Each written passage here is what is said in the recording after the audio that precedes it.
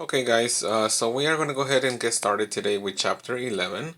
Chapter 11, as you can see, is called the graphs of linear equations. Previously we have solved equations algebraically, and in this chapter we are going to be looking at another way of finding the solution to equations. In this case, we're going to be graphing them. By graphing an equation, it will give you an opportunity to visually see why is it that a particular point or a particular number will be considered a solution to that problem.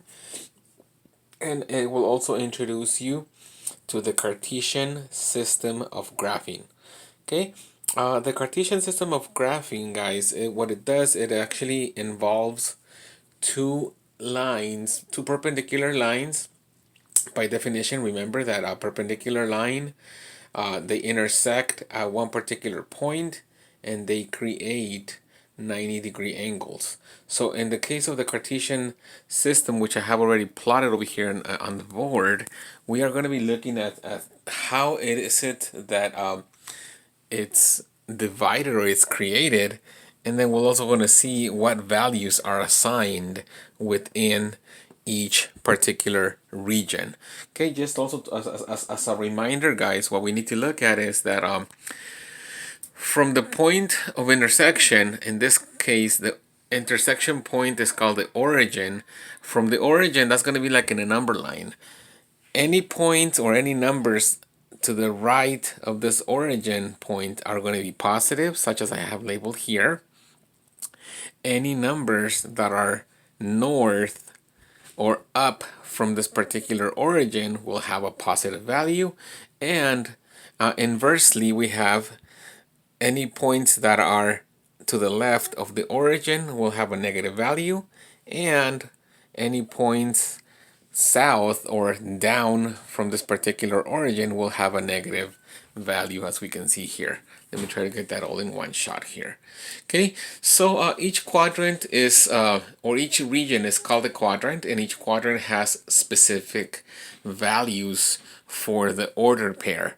What do I mean by an order pair? An order pair will tell you the location in relation to the quadrant based on the values. And normally it's called an order pair because it has two numbers or two variables in this case. And these variables can represent any real number, positive or negative, okay? So in this case, we are using the x to show the change in movement along the x-axis as the first point or the first component of the order pair. And we are looking at the y as the second component of the order pair, and it's going to show us where in relation to the y value is this point going to be located. So for quadrant number one, as you can see, the quadrants are labeled in a counterclockwise direction. So quadrant number one is up here on the upper right hand corner of the Cartesian system of graphing. Quadrant number two is on the left. Quadrant 3 is the lower left hand corner, and quadrant number 4 here is on the lower right hand corner, and this one the values of it are positive x, negative y. Okay, and I'm going to tell you why the certain values are assigned to each component of the order pair. So remember, if we're going to be looking at the first quadrant, any movement that you do from the origin along the x-axis will be on the positive side. That's why the x is positive. Any movement that you do on the y-axis, given that it's north or up from the origin, it will also be positive. On the quadrant number 2, we have that the movement here is going to change. It's going to be from the origin, in relation to the origin, it'll be to the left of it, and just like in a number line, it's going to be a negative designation of a number here. So that's why our x is negative and our y remains positive, because it's still, the y is positive on this side. However, if we look at quadrant number 3, this is the quadrant that has the double negatives. negative movement on the x-axis and negative movement on the y-axis. Keep in mind, guys, that we are not going to be considering a negative times a negative will give you a positive, or a negative divided by a negative will give you a positive. Disregard that temporarily. When it comes to graphing, there are quadrants that will have a double negative, and it will not affect by turning it into a positive. Quadrant number 4, movement along the x-axis is positive on the positive side, and on the y-axis it will be a negative. That's why our quadrant in this case will have a positive x and a negative y as part of the ordered pair. So I'll let you see this for a bit so you can get an idea of what's going on. Okay, sounds good. So now let's as we have worked in the past, last week we were working on how to solve equations algebraically. This week we are going to be introducing the concept of graphing to reflect the solutions or the possible solution to a linear equation by graphing it, and by showing that by graphing a line and determining if those values are corresponding to the specific region where the line passes through, then it is considered a solution to the problem. So I have an example here on the board. We're going to be finding or solving this equation graphically. So we need to learn how to graph this particular set of points. We need to find points that will lie or that will fall within that equation. How do we do that? How do we determine what points are going to be part of that line and what points are not going to be part of that line? So what we need to do whenever you're given an equation such as this and they ask you to graph it, they're pretty much just telling you, here, solve it. There's no way for you to have more detailed information, so you're going to have to be resourceful.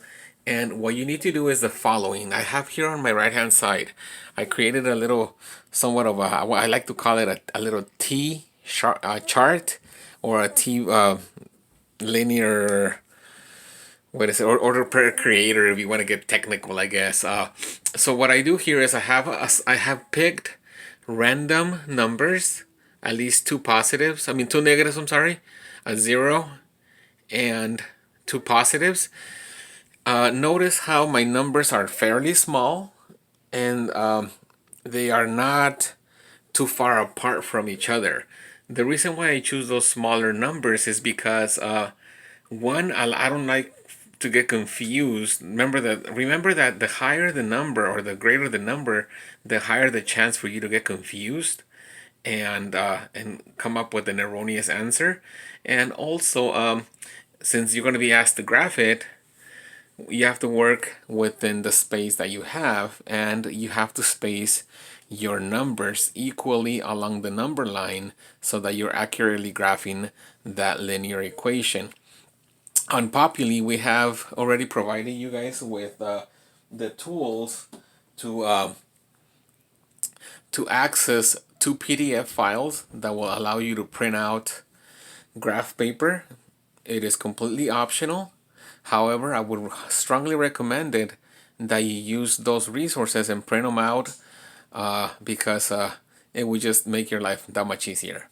Okay, so what we're going to do here is we're going to try to plug in the values into y equals 2x for the x values that I have here. If you guys remember, in the previous chapter we said solve this equation for x equals so and so. So here is an application of that skill. So we have y equals 2, and then we substitute for x the negative 2 that we have here on the top, and we're going to come up with positive 2 times negative 2 will give us negative 4. So our if you think about it, our first order pair will be negative 2, negative 4. The next value that we're going to find is going to involve a positive 2 times a negative 1, right? Because that was the value that we randomly selected here as number 1. And when you solve the problem here, y equals 2 times negative 1, it'll give you negative 2. So that will be our second order pair. We have the third one, it will be y equals 2 times 0, and that gives us 0. the fourth order pair will be equal to 2 times 1, which gives us positive 2. And then we have y equals 2 times positive 2, which gives us 4. So look, we have one ordered pair here. We have a second one, a third one, a fourth, and a fifth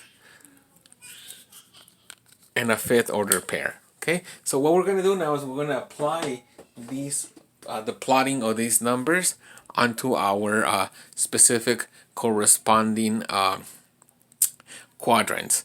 So let's start with the first order pair. The first order pair corresponds to -2, -4. So from the origin, we are going to move on the x-axis 1, 2 places, right? Let me just do this here. 1, 2, 3, 4. 1, 2, 3, and 4. 1, 2, 3, and 4 here, and then 1, 2, 3, and 4 on the x-axis. Okay, so that's the reason why I was telling you guys to try to use graph paper, because it'll just make it that much accurate.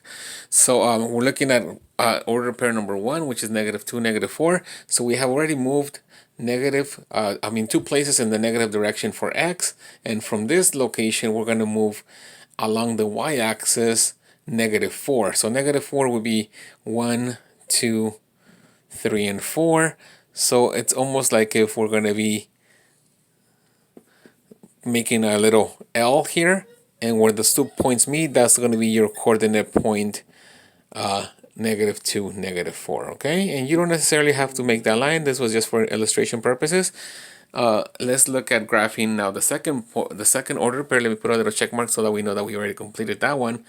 The next order pair will be at -1, -2. So it'll be -1 and then 1 and 2. So we're looking roughly at this location here. That marks the second one here. Now we'll look at our origin, right? 0, 0 is the origin. So that's going to be easy to find. Let me erase this here so I don't get confused. And we'll put it in the middle there. Now the fourth order pair is going to be +1, +2. So again, right, we go from the origin. Remember, always go from the origin.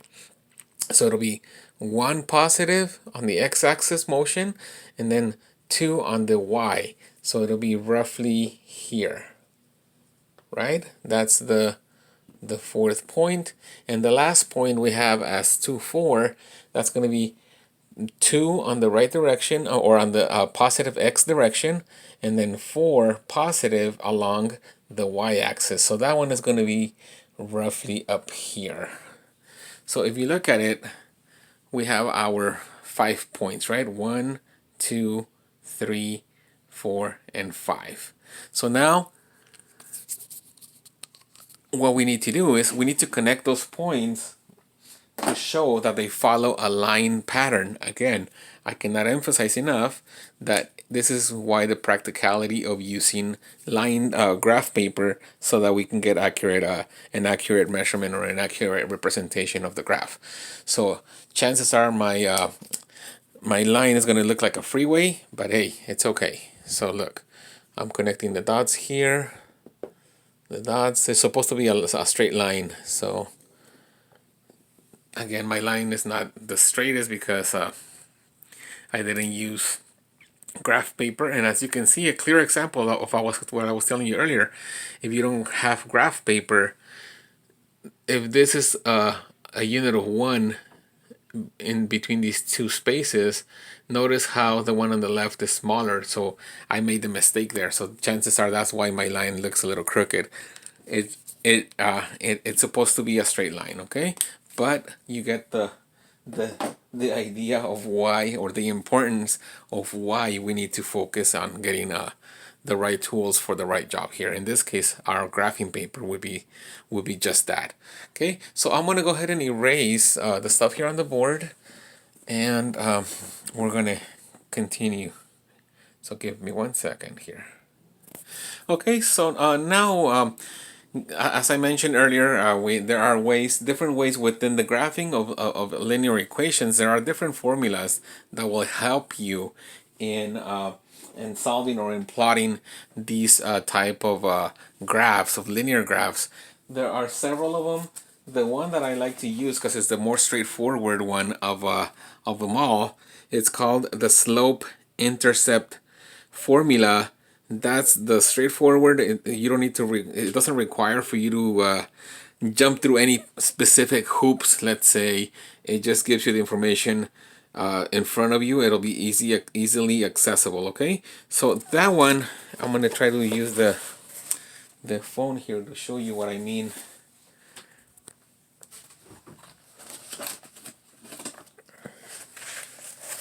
Sorry, guys. Okay, as you can see here, I have it in the middle of the screen, the slope-intercept formula, and that's y equals mx plus b, where m is described as the slope and b is described as the y-intercept. We're going to cover that a little bit in a couple seconds, in a couple minutes. Okay, so the one thing that I will emphasize highly with you guys is that whenever you're graphing a slope-intercept formula for a linear equation, you will always plot your first point as the y-intercept, and then from the y-intercept you are going to make or perform the rise over the run as a single movement, which will give you the second point on the graph. Okay, so we're going to do an example of that so that you can see what I mean as to why is it that the importance or why it will make your life a little bit easier. Okay guys, so I have a sample here as to try to graph the equation of y equals 2x plus 3. So remember what we said earlier, right? Just to recap, the formula is written as y equals mx plus b. That's going to be your best friend in graphing for the next few chapters. The y and the x are going to be eventually, we can use the order pair values if we are unable to have those. And the m, or the slope, what the slope is pretty much how steep the steepness of the line. Is it a positive slope, such as, let's say for example, if the marker here was a line, it's a positive slope, or if it's a negative, if it's undefined, or if it has no slope. Okay, and then b, we said that's the point where the line is going to touch the y-axis, or where it'll cross that axis. So I'm just going to do a little note here. This is the slope, and this is the y. Oh, sorry.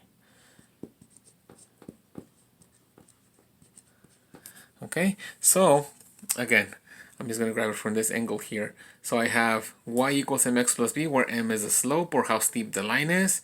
And then we have the y-intercept, or the b, and it will tell you where the line is crossing that y-axis. So let's just go ahead and, in this case, we know that's our slope, and the b would be the 3. Okay?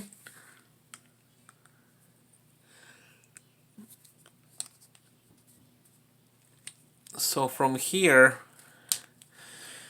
what we need to do is the following. Okay, so we said that we will always be graphing the y-intercept first. So the y-intercept in this case will be positive 3, right? So at y equals positive 3, we're going to put our first point. So 1, 2, 3, that's our first point.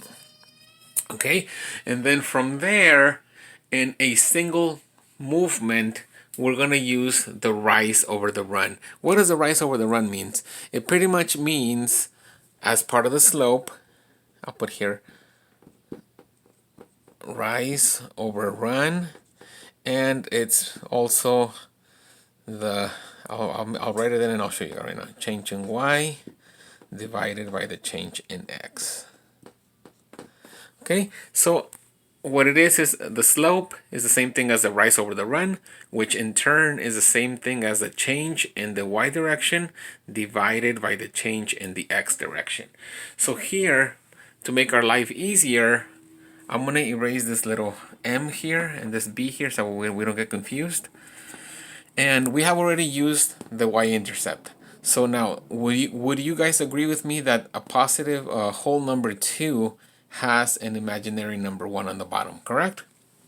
Okay, so now look, this is where it becomes a little bit of it becomes a little tricky. So from this positive 3, we're going to move 2 places in the y-axis because it's a rise, right? It's the rise. So we'll go 1, 2, and then from here, our run is going to be the bottom number here. So we're going to move this change, or in the x direction, we're going to move positive 1. So from here, we're going to move along it 1 time. And these are the 2 points now that are going to be part of our line, of our equation here. Okay, so just to recap it.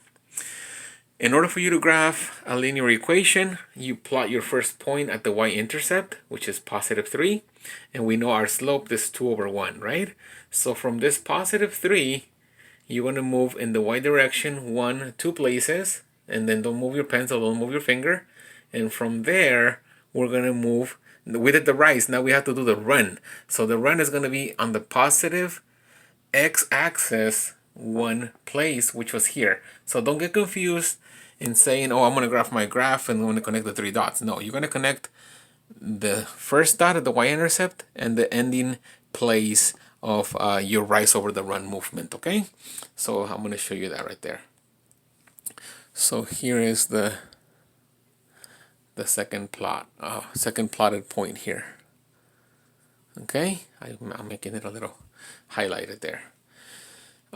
This would be one of the times when fractions would make it a lot easier to plot your points. So fractions can technically be your friends. Okay. Okay, guys. So just a little recap. Just like in the previous example, we had the y-intercept. Some of you are probably wondering why is it that we're only looking at the y-intercept. Well, there is also the x-intercept. However, if you're going to be using the x-intercept or the intercept, the intercepts x and y in determining the formula for the linear equation, it could be more complicated. So that's the reason why I like to stick to the y equals mx plus b formula, which is the slope intercept, because it'll only ask you to use to find one intercept. And what I mean by the y-intercept, if you look at it, you know how you have to have the order pair, right? So the order pair for the y-intercept will always have 0 for the x, and here we'll just put a y. Okay, why is it that it'll always be 0x? Because we're trying to find the place where the y-axis is going to be located, right? It's not going to be where the line is going to cross the y-axis. So it's not telling you where the line crosses the x. If that was the case, then this is for the, I'm going to write it here. The y-intercept, it would have an order pair of this format or form, and for the x-intercept, it would be x and 0 because it wouldn't cross. I have it here. I have the x-intercept of a line would be where x is any number, and the y will always be 0 because it will be crossing it along the x-axis. So there's no movement, or it's not touching anywhere on the y. Okay. That's the reason why we're looking only at the x, because at the y-intercept, because it could get a little confusing. Okay, so I'm going to erase this here on the board. Okay, let's see. Okay, so now that pretty much what the x-intercept, the y-intercept covers section 2 of chapter 11. And if you know, look at your notes, there was no homework problems assigned for 11.2. 11.3, it's called the slope applications section. That's on page 812. And if you are not provided with the slope, sometimes you are given two ordered pairs, and they'll ask you find the equation of a specific line where those two points are located. So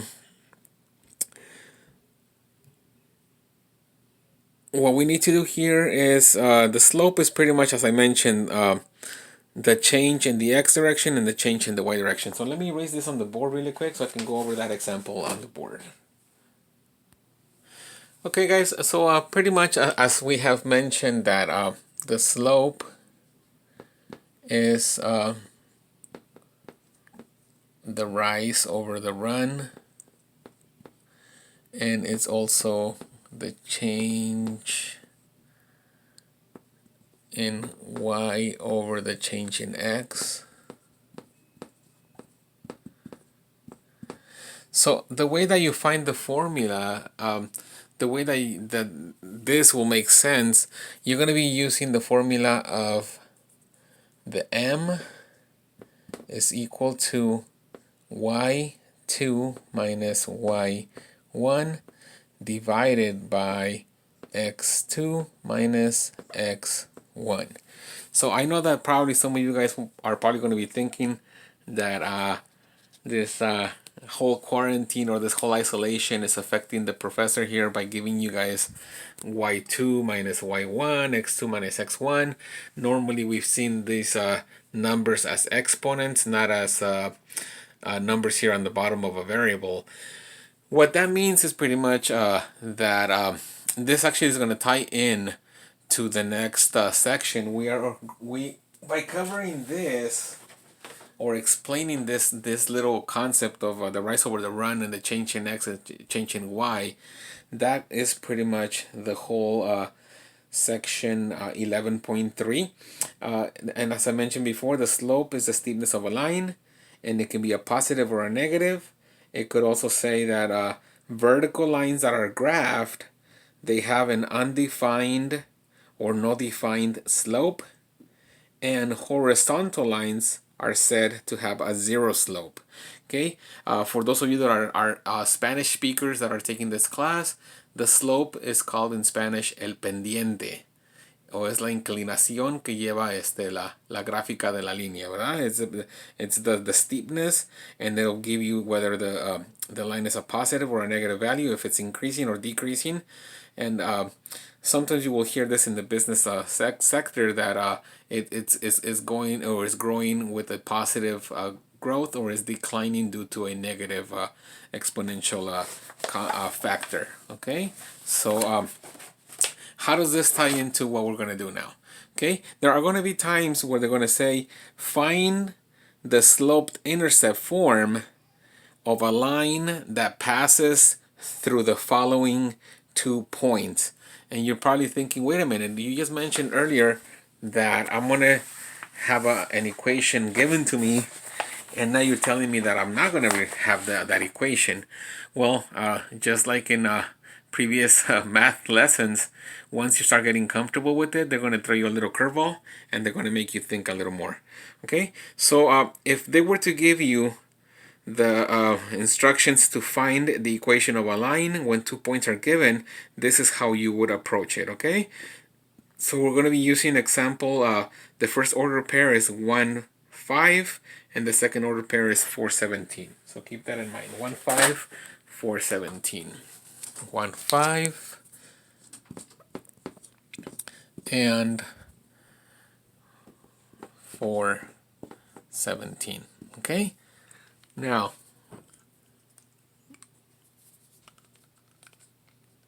how do we determine which one is the y2, y1, etc.? Here's what we're going to do. Okay, so we know that this is the x, that's the y, correct? That's the x, and that's the y. It technically doesn't matter if you use this first order pair as the y1, x1, or if you were to use it as the x2, y2. Okay, so for the sakes of this example, let's designate the first order point as x1, y1. The second order pair will be x2, y2. So now what we do is we're going to substitute the values here into the equation here. Okay, so we're going to do y2, we have it as 17 minus 5, right? 17 is the number that corresponds to y2, and 5 is the one that corresponds to y1. So we have 17 minus 5, and then we divide, right? Divided by x2 minus x1. So in this case, x2 is 4 and x1 is 4. So it's 4 minus 1. So we're not doing anything crazy, anything creative. We're just substituting values. Okay, so now let's work out the problem here. What's 17 minus 5 gives us 12, and 4 minus 1 gives us 3. And what do we need to do now? What is the answer if you divide 12 by 3? It gives us 4. So let's make a little note here on the side then, that Rm is equal to 4, right? That's one of the values that we're going to consider. Now, we need to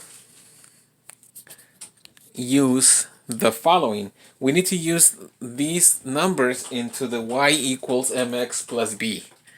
Okay? We need to do the following. So we're going to do y equals mx plus b. So if you think about it, we have already determined the value of the m, which is 4. We have the values of y from the ordered pair, and we also have a value for x that we can use from one of the ordered pairs. So technically we are looking for the most important part. Remember from the previous example that we graphed, the y-intercept is the key place in the graph itself, which will tell us where to begin graphing. So we're missing the one of the most important parts. Okay, so for the second part of this solving this problem, well, I'm going to use 1/5 as the numbers that I'll substitute into the y equals mx plus b equation. Again, we said this is the x and that's the y. So now look, think about it. Now, here's what we're going to do. We're going to put, instead of y, we'll use 5. Instead of m, we said that m is equal to 4 in our previous problem. And then we have x is equal to 1 and plus b right here. So now think about it now. What is 4 times 1? It's 4. We have 5 here.